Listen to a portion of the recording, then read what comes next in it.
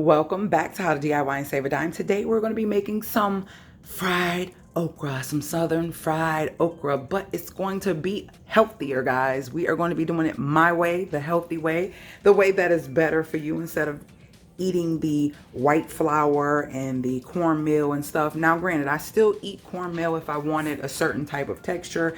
I wouldn't mind eating it, but I'm trying to stray away from eating those things, and I've been straying away from eating those things for a little bit.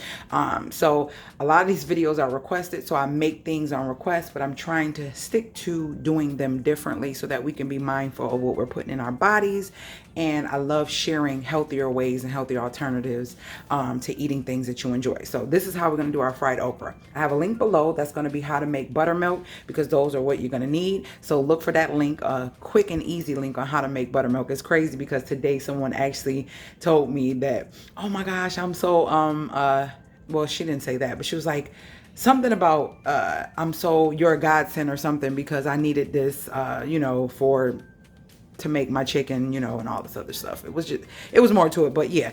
And it happened to be the day that I was making buttermilk to do the okras. But anyways, so I have olive oil. No, this is my grapeseed oil. So you could do grapeseed oil, olive oil, any type of great oil that's other than canola and vegetable oil. I have garbanzo bean flour, which is from chickpeas, if you know what chickpeas are, or garbanzo beans. And then I have flaxseed. Instead of using cornmeal, I'm going to use flaxseed meal because it's a little bit more textured and give you a little bit more crunch in your with your fried okra. And then I have my seasonings of choice. Now inside this bowl, I have some onion powder, garlic powder, Lori seasoning, parsley, poultry seasoning, red pepper flakes, paprika, and a little bit of Nor seasoning. So that's what's in here, and black pepper. So I'm going to be putting that in the mixture when it's time to fry. Instead of having to season these, I'm just going to put it in the mixture so it's coated all throughout the okra. So let's move to the next step. These are fresh okras. You can also use frozen, so no big deal. And even if it's too much when you buy them and it's just like one or two people, you can actually cut these up, freeze these, and still fry them later if you like to. So we're going to be using some fresh okra, so let's get these bad boys cut up. Now we have our okra nice and clean. Now guys, when you get fresh produce, realize when it's fresh and it's good and organic, it will go bad fast. And I let these sit a little too long, but I'm going to be chopping most of the black off. But that's not going to hurt you or kill you or anything like that. So you still can use it, but you don't want to let them sit as long as I let them sit, because I had these about 3-4 days. So yeah, let's get these chopped up. Basically, you want to get like a good nice size. You don't want them too thin because you don't want them to burn inside of the grease. You want them to have time to get a nice crisp on them. And yeah, the size that you see them when they are frozen, that's what you want.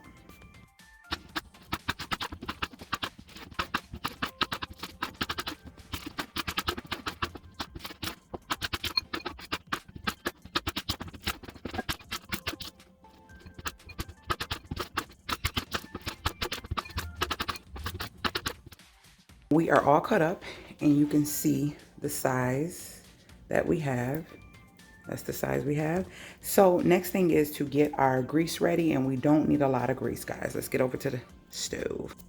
So this is about how much grease you want in your pan. Not a whole bunch, just enough, because you're going to do little bits at a time, and you're not going to overcrowd the pan, and that way you can utilize your olive oil or grapeseed oil, whatever you choose. I forgot to bring my light.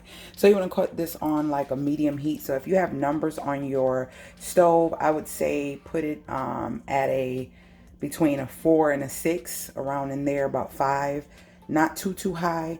And you want, because you don't want to burn the oil. This oil is not meant to be heated really high. So you want to just make sure you keep an eye on it, and you want to have your heat at a medium high, not too high. All right. While that oil is getting hot, you want to take your okras and you want to put them in a bowl, a deep enough bowl so that you can put the buttermilk on them and let it sit. I suggest letting it sit in the refrigerator for a little while. Now this is going to be a 2-part video. I'm getting it prepared, but I'm going to take my buttermilk that I created. I'm going to mix it up again. Hold on one second. All right, then I'm going to come back with my buttermilk. I'm going to pour that all around in the okra, and we're going to let that get all through the okra. I'm gonna throw this in the refrigerator for about an hour or so. Like I said, it's gonna be a 2-part video, so I'm kind of recording it and preparing it for tonight's dinner. So yeah, I'm gonna let this sit for an hour or so. Then I'll be back, and then I'll put it inside the garbanzo bean flour and flaxseed mix. I'm gonna show you how I mix that with the seasoning, and then we're gonna go from there while I'm getting this stuff cleaned up. Now, another way that I do it is with just eggs, which is a vegan egg. I usually put just egg and some of the almond milk together, but I don't have just egg. And that is another way to make it even thicker and crunchier by using just egg if you don't want to do the buttermilk method. But buttermilk is the way to go if you don't want to do the eggs, all right? All right, so the next thing that we're going to do is grab our flour. You don't need a whole bunch of this, so we don't have a lot. So I'm gonna say this is gonna be about 1/8 of a cup. Yeah, about 1/8 of a cup. Fourth, yeah, because it's small, it's less than 1/4 of a cup.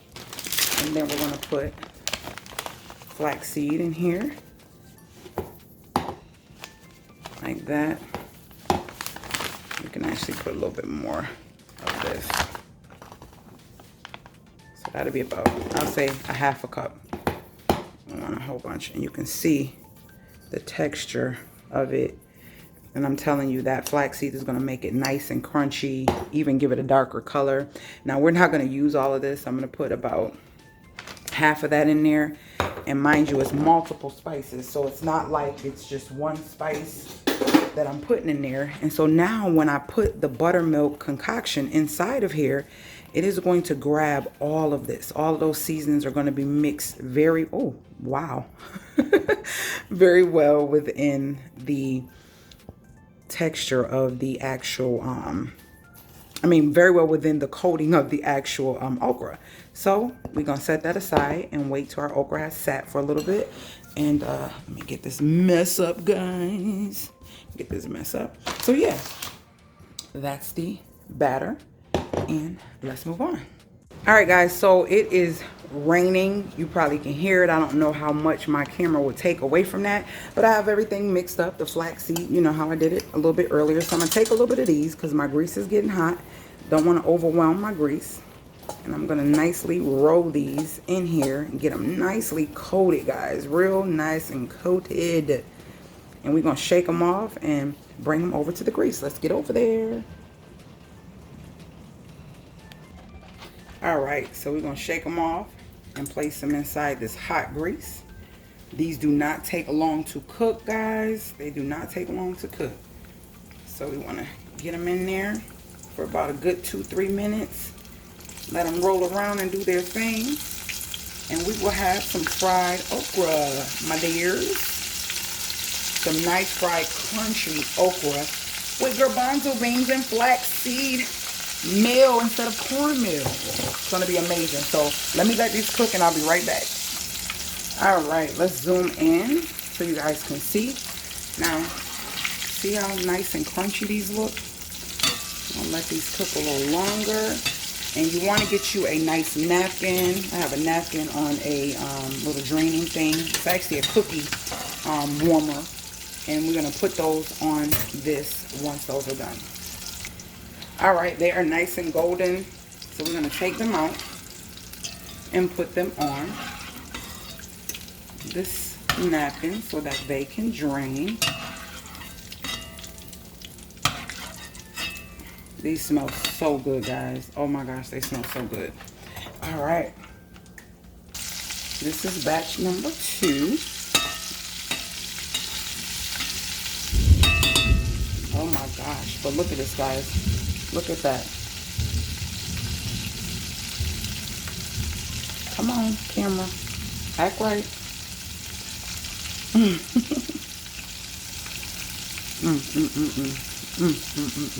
Oh my gosh, so good.